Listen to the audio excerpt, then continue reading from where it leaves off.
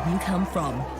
And a very good early morning to all of you out there who, despite the hour, have got up for this historic occasion in South African sport. As South Africa and India mark 30 years of friendship, we look to the next 30 years with even greater anticipation. We have millions watching this telecast right now. 50th Test match 100 for the great man. If you don't have the belief that you can win the series here, there's no point coming here. Once one. That's him. The finger will go up. And have a look at the celebrations. Everyone, I'm sure, is pumped up about this clash. Watch the Freedom Series from 26 December. And hello and welcome to the Full Quota podcast. My name is Mpho and I'm joined by Tim Dale. What we normally do here is we're a cricketing podcast. And we've been having a lot of work here at One World Sports Radio in getting you ball-by-ball coverage of the Tests and ODI series, the India tour to South Africa. And it's quite interesting because obviously we're sitting at the back end of this, Tim, and it's an outcome we didn't expect. But Tim, outside of that, how are you doing? How was your time in Paarl as one of our lead commentators here on One World Sports Radio? I'm not going to lie, I'm a little bit tired, both from the amount of commentating and with the heat at both Portland and Cape Town. The Western Cape is really having a hot period at the moment. But otherwise, I'm good, man. Otherwise, I'm refreshing as much as I can and all good. Yes, I'm really happy that you've managed to do that. The interesting thing about it was listening to you guys while I was up here in Johannesburg and how well you guys did, and you guys did such a great job. Tim, obviously, the India tour is over. South Africa beat India in 5 matches out of 6. 5 out of 6. Would you have guessed that? No. I said it was going to be tight in both formats, and to a large extent, it wasn't tight, which was, from an Indian perspective, should be a huge concern. We will get into, I'm sure, individual performances as the show goes on. But as a whole, I am still in shock. As a whole, in both the series, I knew that we could be competitive for large periods, but I did think that we would lose the vital moments. I did think India would have the better of us when it mattered. When in actual fact, when it mattered, our individual players and our team as a whole were the team that stood up. So it's a big surprise. I'm not going to lie, but I'm hugely proud of the boys. They gave it their all, and they deserve it. That's the thing. They deserve both series wins. And to whitewash India, who are one of the top teams in the world in limited overs cricket. Virat Kohli is a massive threat when it comes to his batting. It was wonderful to see all these plans that Mark Bouch has been putting together for 2 years coming together. The one thing for me that I was been grappling with the entire time, right, is that is India that bad, or are South Africa that good? Or were India complacent and South Africa just kept on playing to whatever level that they were playing to? Because here are a couple of the stats, right? South Africa didn't get to 300, but they got close once. And 300 has always been seen as the benchmark in ODI cricket, regardless of whatever pitches you're on in terms of run scoring, right? On top of that, even if you look at that final ODI, we were supposed to score, I thought we got to 170 at 30 overs. That should be 350, 340, 330 around there. And we didn't get there. We got to 27. I thought India had the upper hand. What did you notice? Is it India not that good, or is it South Africa being playing at a level that is better than India's, or at a level that's above their weight? I think South Africa were outstanding. We have to give credit to South Africa. South Africa were outstanding in the crucial moments of the match. If you just take into the last game, The last game, South Africa did let it slip when Chaha was batting. They had a period where I thought their tactics were wrong. I thought their field placings were wrong. But in those last 3 overs, when the game was dead, Chaha was in. He was on 54 not out. India needed 10 of 17 balls. Those last 3 overs by Lungi Ngidi, by Pretorius, and by, who would be the third guy? Sisanda. Sisanda. No, it was Sisanda. The last 3 overs, anyway, were outstanding. Every single ball of those last 17 balls was to a point and a good plan, and it stranglehold on what was left with the Indian batters. So they had a plan, they stuck to it, and they were absolutely outstanding. And you can say that happened throughout that white ball series. There were moments when you thought, hang on, India's in charge, Kohli's at the crease, Kohli's got 50. He got 2 50s in the series, but at both times, he didn't kick on. Yes. And at both periods, it was largely his fault.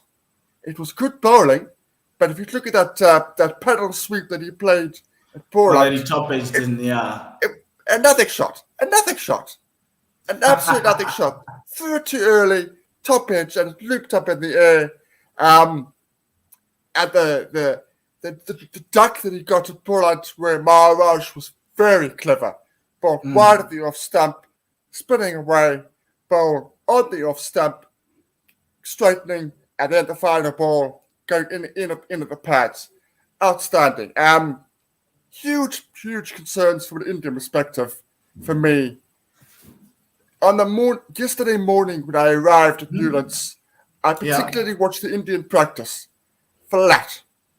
Absolutely flat as a pancake. No noise, no claps, no cheering up, no cheers, as we say in South Africa. There was nothing there at all. So I don't think they would have been allowed if Virat Kohli was captain. It doesn't matter if the series was over. I think there was a huge problem. Yeah? Do we break them? I think we did. Who would have thought? So let's look at both sides of the ball now, right? I thought South Africa bowled incredibly well. Just like in the test matches, that side of the ball is something that will always keep South Africa in every contest around the world, right? It will keep South Africa in every single contest around the world. And then on top of that, the batting, which was a question. It was a question mark. You had Quinton de Kock, who had come back from paternity leave. You had all these, I wouldn't say issues hanging around, but I would say maybe his test retirement hanging around the team. The team's always had, and we're not going to talk about the Mark Barger thing now, but the team's always had this Mark Barger thing because even then, Mark Barcher knew that this day would come in terms of him being read his charge sheet. It just happened at the weirdest of times, and it's just slightly awkward, but we can't fault justice. That's the last I'm going to say this. On top of that, you also had guys like Timber, you had guys like Aiden, you had guys like Rassie, who in the test series, Timber's having a purple patch, but his question was, can he score more centuries? He proved that in that first ODI, scoring a really lovely century. Rassie van der Dussen was struggling. People were questioning whether his place in the test side was thingy, but he was questioned. But in the ODI format and in green, like Rassie's like the best guy ever. Like in color clothing, Rassie's like the guy you want in your middle order. The same issues that India had, South Africa that somehow fixed in that middle order. Aiden was another question in terms of the batting. Yanaman Malan obviously not being given an opportunity going to the World Cup, but he's the ODI, he's the ODI Emerging Player of the Year, nominated for World Player of the Year in the ODI setup, in the ODI universe, essentially, of cricketers. And the question obviously around the all-rounder and everything else. But South Africa from the back batting side really stepped up.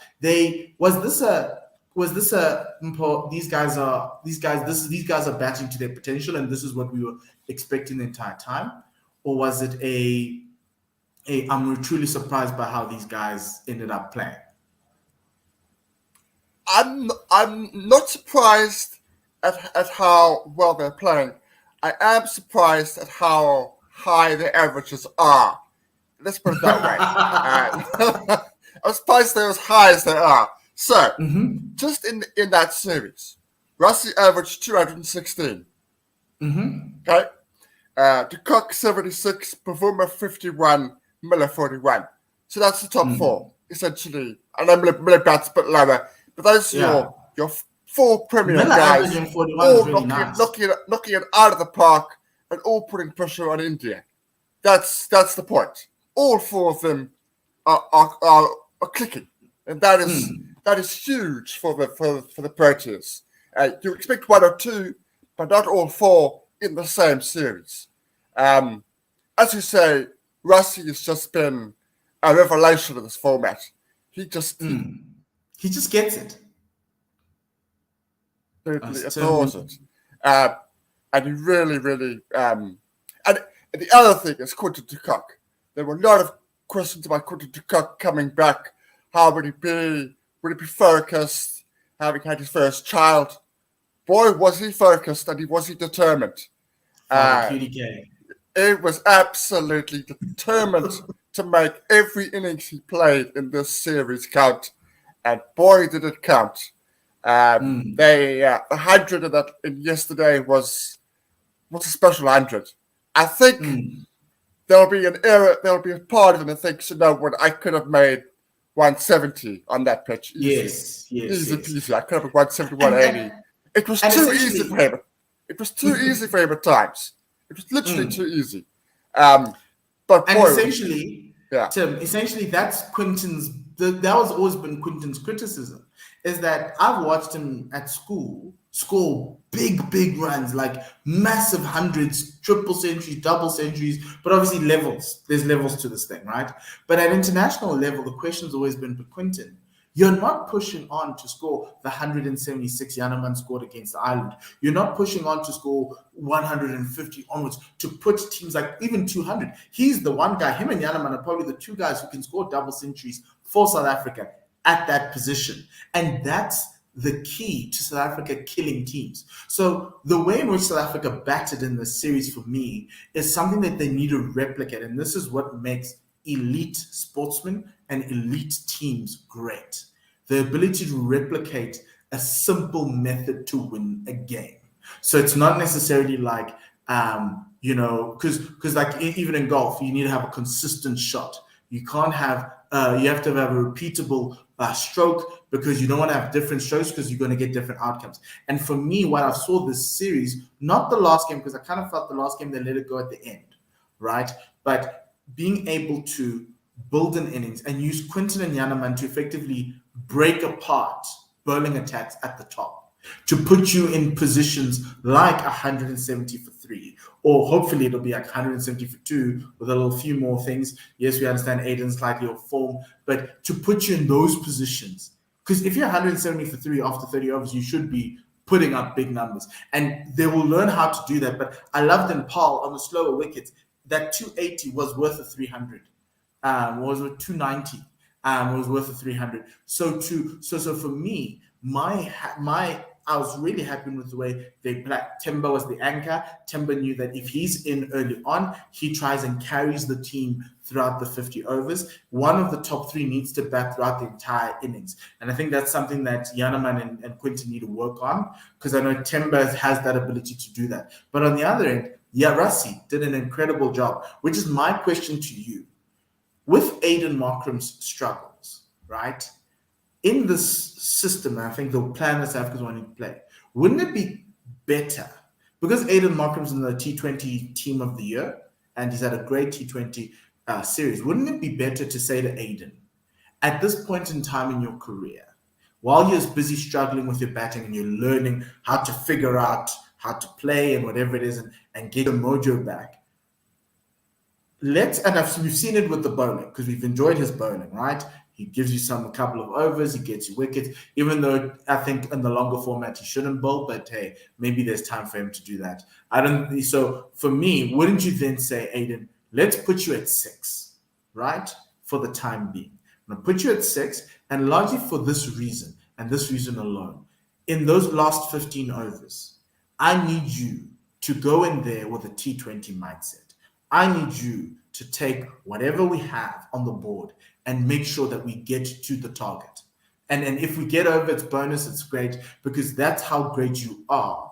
Maybe, yes, the ball's not going to be as hard as you expected, but that's fine. But maybe that's until you get your rhythm and your form back. And then we move David Miller to 5, because the great thing about the series was 5 of our 6 batters were batting well with those high averages. So, and I kind of felt that, no, maybe let's have the guys who are doing an incredible job right now and let's lose them, because I want David Miller to be, because David Miller's, everyone's always said like Miller time, this Miller time. Let's have Markram time for this period. And I think Miller and Aiden Markram could complement each other really well in that 5 and 6 lower middle order situation. For now, I know Aiden's great. I understand he's going to bat. Guys, Aiden's going to bat it for like 2-3 years time. Even at the 2027 World Cup, Aiden will probably be batting at 4 as our captain. But at this point in time, for this period, I think for this year, actually, even maybe going to the World Cup, let Aiden bat at 6. He's very versatile. That's what everyone's spoken about. And let him fix his issues there. And let him get the confidence against world-class bowlers, because everyone doesn't want to drop him to domestic. So that for me is the one thing. I have a problem with, because the issue for me is Aiden in the side, if he's not batting, he is he's necessarily taking a spot away from another batter because he's not working on his primary job. However, because he can bowl, and he can bowl like a JP Drimney, a poor man's JP Drimney, because JP Drimney was great. He became great. That he can give you those overs, get you those wickets, and he's a much better batting all-rounder than the other bowling all-rounders or the other all-rounders we have in the side. Like, that spot is supposed to be for Vian. Vian's not going to make it in there. And so to have a guy who averages 28 as your batting all-rounder, I'd be willing to take that for this point in time. The only issue is if he comes in a little bit earlier, you're going to then have to be like Miller time, where is it 1 and 5, 1 and 6, 1 and 7? Currently, I think it's 1 and 1 around there, 1 and 7 that he hits off. So you're going to be hoping that he can bat with the tail, try to get you right. So for me, that's where I would be thinking right now, where Aiden should bat. The issue I have with that, and it's a slight one, is you start doing that with Aiden, and he becomes the Moeen Ali of South African cricket, where he doesn't produce enough at either end of facet of the game. He doesn't make enough runs. He doesn't get enough wickets. You've then got a 50-50 cricketer who isn't giving you everything that he can give you. So, in theory, yes, I have no issue with it. But then, as we've seen with Moeen, he says to Alistair Cook, subconsciously, you didn't trust me as a batter. Oh. So, subconsciously, you didn't trust me as a batter. My batting started to... It was shaky, but it got worse and worse. The lower you put me down, the worse it got. Okay. And the less I worked on it, and the more it affected me, the more you needed me to produce the ball, the less I did it. That is an issue, a potential issue. So in theory, yes, but just be careful. Be careful, because he is a batsman who bowls a bit. That's what he's always going to be. Touch wood. So, from a bowling perspective, quickly, which bowlers were you impressed by? We've spoken about the batters, South African batters. Which bowlers were you impressed by from a South African perspective? I know Sisanda made his debut. He had that horrible start, but after that, it looked a lot better. But many people are saying that he's average at best. That's what I was hearing on the Twitter streets. Okay. I will start on the Sasanda since we're there. That's harsh, but at the same time, when you have got a real clog up of potential candidates for that role at the moment, I'm concerned. I'm very concerned with Sasanda at the moment. He's 31. You could maybe say nerves for the first spell at Poland. Okay, that's fine. It's your second game. I get it. But you are incredibly experienced in this format. Maybe not for the Proteas, but you've played with all these guys numerous times at numerous levels. As a whole, I was disappointed. I'm not going to lie. I was disappointed.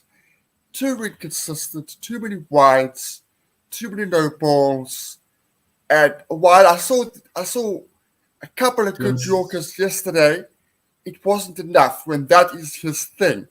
Yes. So I was a bit concerned. And if I'm Fionn Mulder, I'm going, you know what? I might not be the boy now, but in 18 months, if I bloody take my finger up my bum, I might be. I might be, because I'm young. I can do both those things. I'm talented. But Tim, nobody does that in South African cricket right now who bowls Yorkers consistently. I know, but Dupavilion, Pretorius only had the one game, but he did everything that was asked of him. He came in and he made a decent 20. Yes, he'd prefer to make a 25 of 20 than a 20 or 25, but it was a decent contribution with the bat without being spectacular. Fantastic in the opening overs, 3 overs for 9, and then he came back and had to defend 6, and he defended it. He had a couple of overs where Chahal liked him, would have went for I think 16 and 2 overs. But other than that, he did everything that was asked of him. Took a good catch as well. So I'm a little bit disappointed with Magala, if I'm honest. The averages as a whole don't support good bowling. It must be said. I just had a quick look at the averages. They weren't all that good. But saying that, I thought Luki Ngidi was excellent throughout the series. I think he led from the front.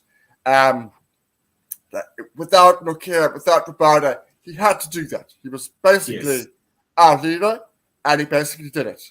And on Lungi, I think it's a good thing because a lot of people have been wanting Lungi to be the first one to be dropped from the side. But Lungi, Anrich, and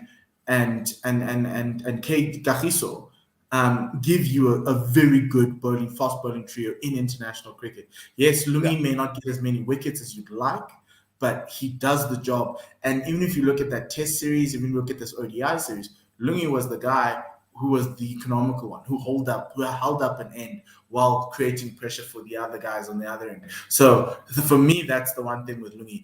The spin bowlers, Tim, Shamsi and Keshav, where do you put them and where do you think their series went?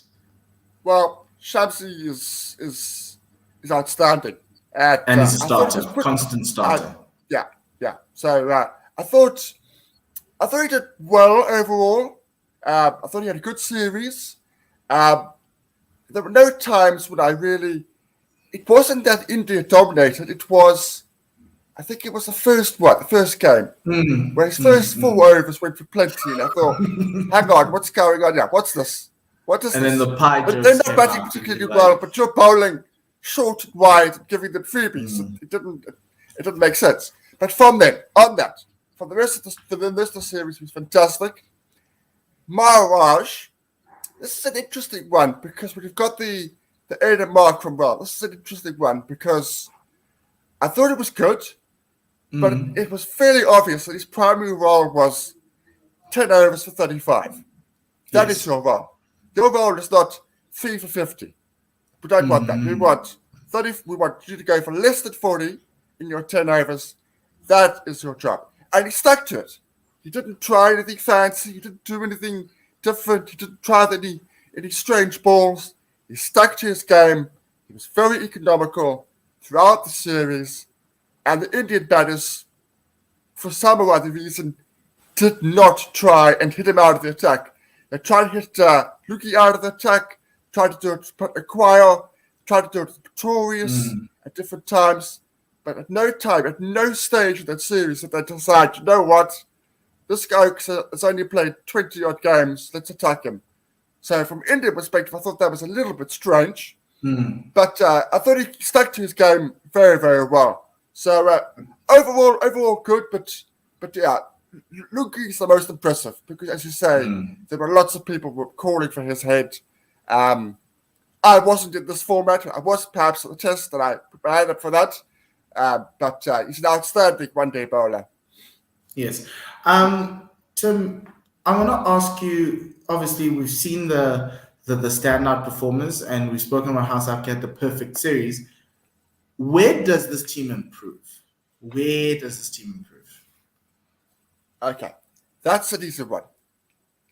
They had the game sealed up and poured out to the second game. They had it done. Shardwell comes to the crease.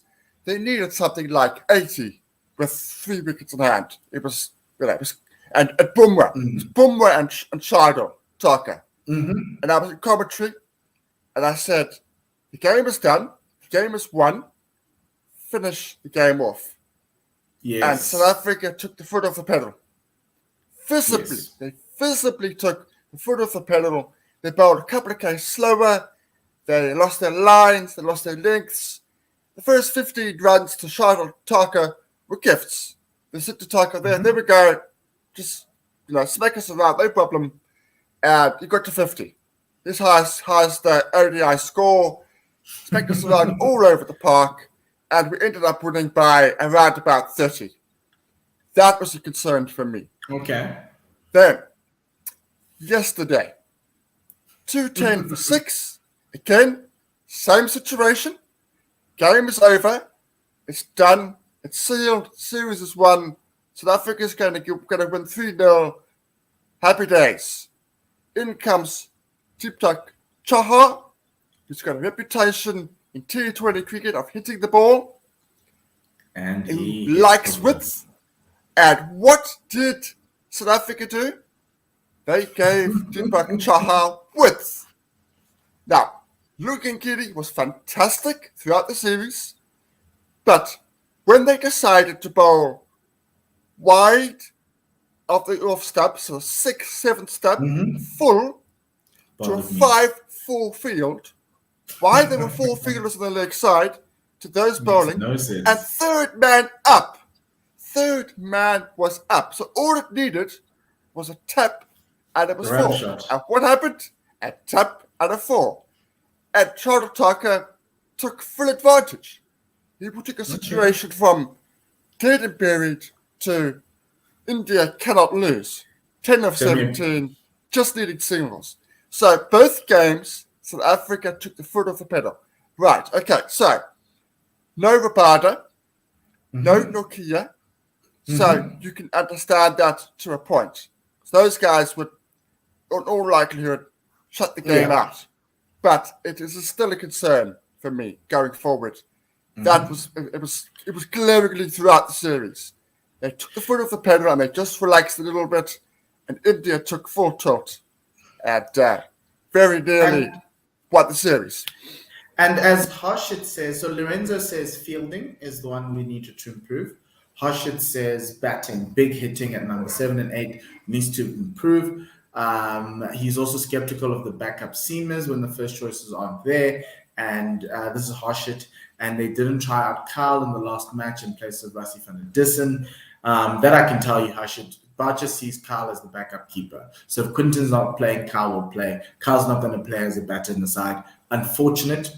It's been tested. He said that. And so, which is why, changes in the third ODI, it just made no sense that they didn't make changes. But then in hindsight, I was like, okay, I understand that probably either Mark wants to give these guys a lot more confidence, the top 6, or he just doesn't want to give somebody else a window. Just like how Yanaman got a window and he took it, just like how Aiden got a window in T20 and he took it. You don't want to give Hamza and maybe even Kyle another opportunity, because Kyle deserved to play this series. He scored a 95 against the Netherlands. He has a very good average in ODIs, but but he doesn't get a game. And so for me, that was my disappointment. And that's where I think we need to improve. It's the guys, the backups, right? We've tested our seamers and we've seen that some aren't that great. We've tried Marco Janssen. He still has a lot to learn. Dwayne's very good and Dwayne should play. But from a batting perspective, we don't know anything. All we know is Aiden's struggling. And those other guys are batting really well. What happens if there's an injury? Does the person coming in, can they handle that attack? But in our final few minutes, one question before. Lorenzo asks when we can start integrating Brevis into the ODI side and test side with a look to the 2027 World Cup, which will be hosted here.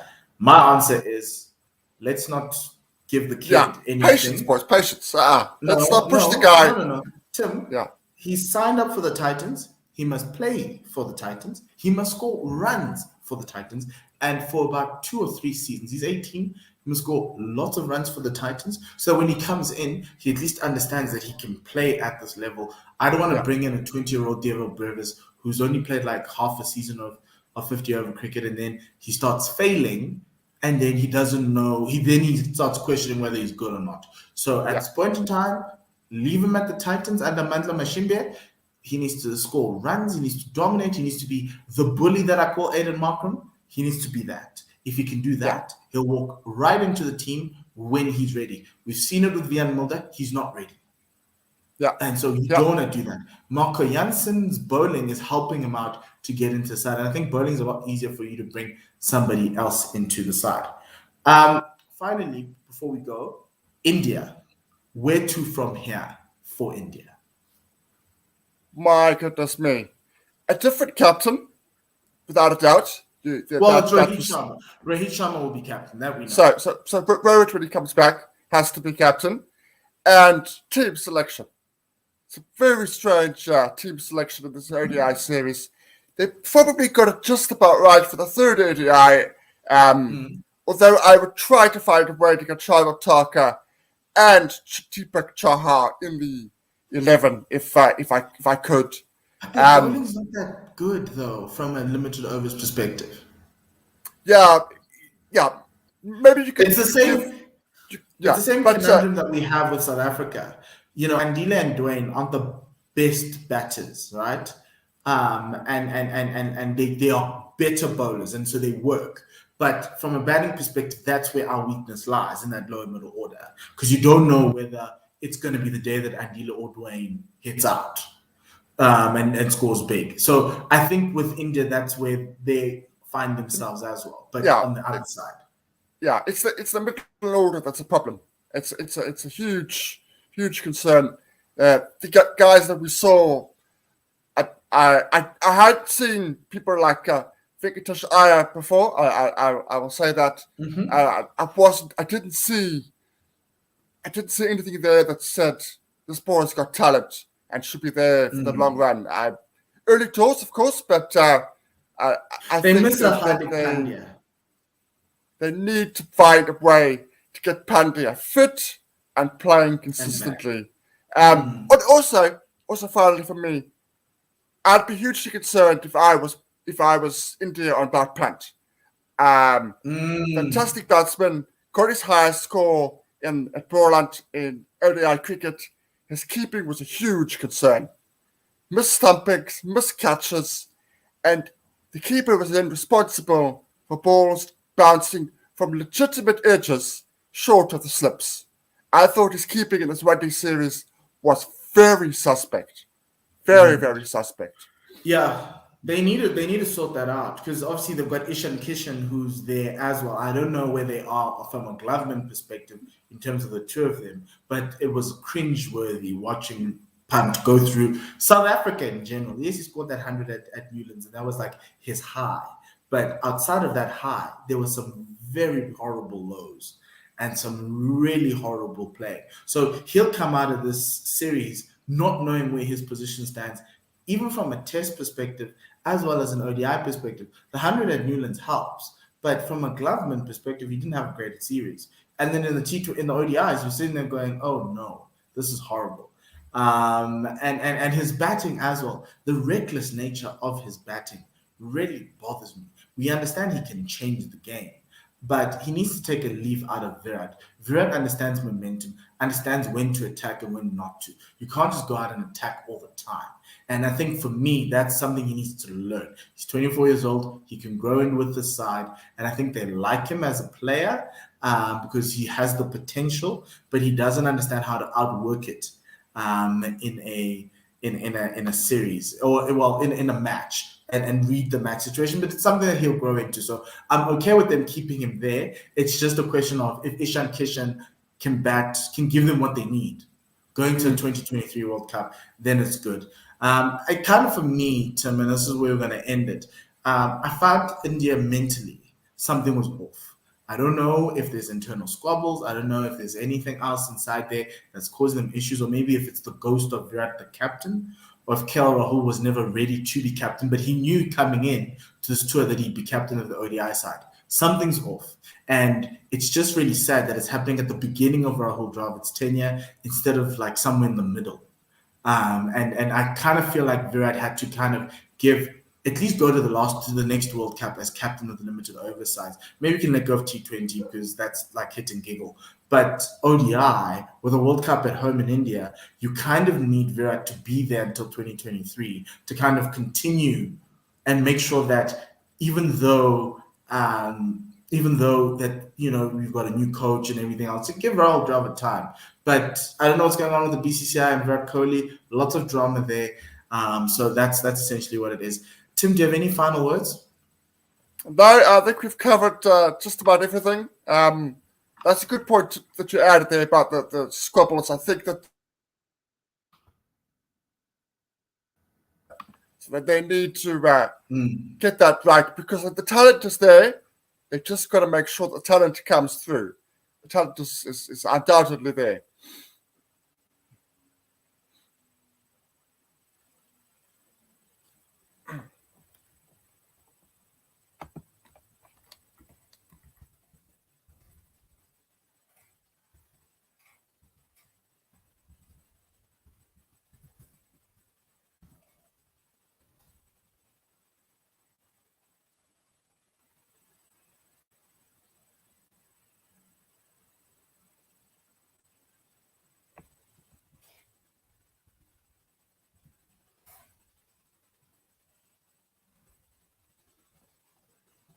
I think that's it, chaps. Paul has frozen, so I think, yeah, bye. I'm back. Think? Yes. Sorry about that, everyone. The America Group woke up and they decided to take away my bandwidth. But I do apologize for that. Harshit says Andile is no number 8. He's not a number. He's a number 8. He's not a number 7. I feel he plays a lot of dot balls, and at the start, and when he isn't capable of accelerating at the end like Miller, then he shouldn't play many dot balls at the start. I agree with you, Harshit. I think Andile should bat one spot lower. He can't bat. He's not a number 7. And he's not given opportunities domestically to bat at number 7. He has great potential, but it's not being outworked. And that's always been my opinion with Andile around his batting.